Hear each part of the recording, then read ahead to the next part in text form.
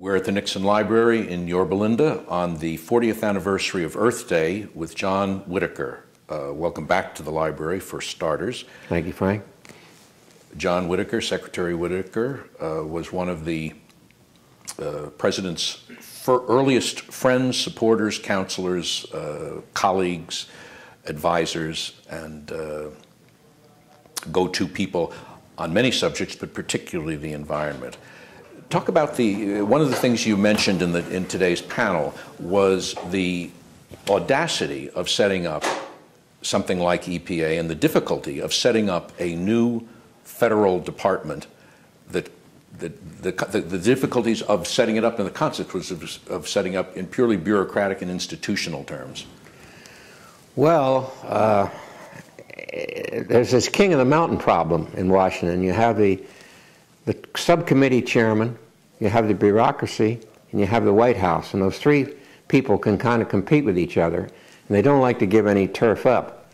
But they don't mind splitting the turf into smaller and smaller pieces, which means the administration has to go down and testify in a repetitive way all the time. So when it came to create EPA, we had 9 different departments and 30 or 40 different little bureaus and offices in all these different departments. We're going to put them all in one place.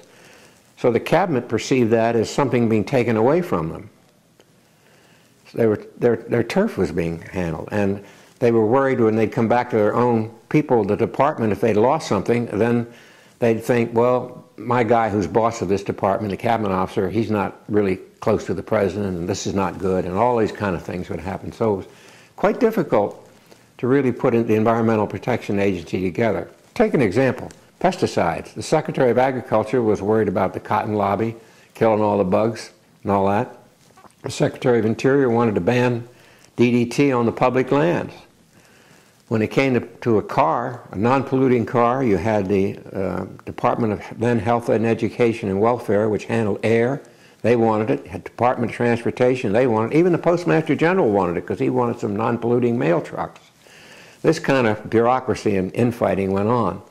So it took quite a bit to get all these boxes together, and at the same time, the Congress was worried about their little fiefdoms being disturbed.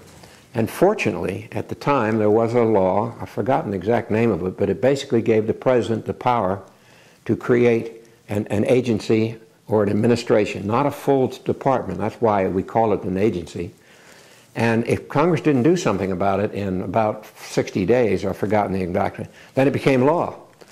Well, that's been taken away now from the president, that right. And I think it was probably taken away because Nixon encompassed so many things that way. He created the Office of Science, National Oceanographic and Atmospheric Agency, the Weather Bureau and the Oceans put together, and Environmental Protection Agency, both under this kink in the law that allowed the president to do it. The President Nixon had a very innovative and utilitarian suggestion for the problem of bottle recycling. Can you tell that story? Well, you know how it is. In many cities and states, you take your soda bottle back and you get a nickel back or something when they recycle the bottle. So the staff of the president was all in favor of doing this on a federal basis. And unlike most of the things which he did very antiseptically and intellectually on option papers, he called us into the office and he wanted to talk about this, and the conversation went something like this. How many jobs are involved? And I said, well, I don't remember the exact number, but I said to the president, something like 6,000 people are going to lose their jobs because we're going to be making less bottles. But about 6,000 people are going to get their jobs because we're going to be washing the bottles, restacking them and storing them and all that. John, the 6,000 who lose their job, who's going to tell them, you or me? Well, I felt like some pencil-necked, inside the beltway policy wonk, you know. Then all of a sudden, he starts talking about anti-gravity hairdo. And he's the President of the United States, and I'm just an aide, so I don't quite know where this is going. And he's talking about the beehive hairdos that were around in the early 1970s that any woman of that age would remember. And he says, you know, the hairdressers are almost scandalous. Those hairdos come down in about 2 or 3 days. So you know what's going to happen? It's going to be a typical Friday afternoon. He said the mother is going to a dinner party that night.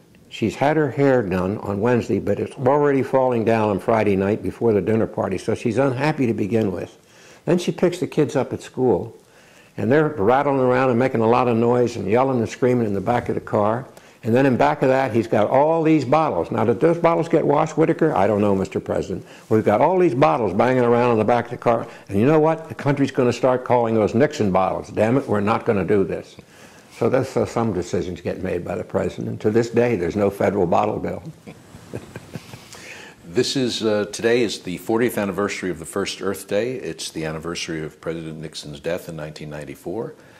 How do you think, both now in terms of what has been accomplished and in the future, the Nixon contribution to legacy in the environment will be assessed? Well, I think he institutionalized the environment. Everybody thinks green now. It's part of life. It's part of our fabric of our life now, and it certainly wasn't a long time ago, back in the time when all this legislative and work was done. I've used the analogy of Social Security. When you ask somebody if environment is a big issue in their mind these days, very few people will say it is. On the other hand, if you mess around with it, then it'll pop right up in the screen. Somewhat like Social Security is accepted.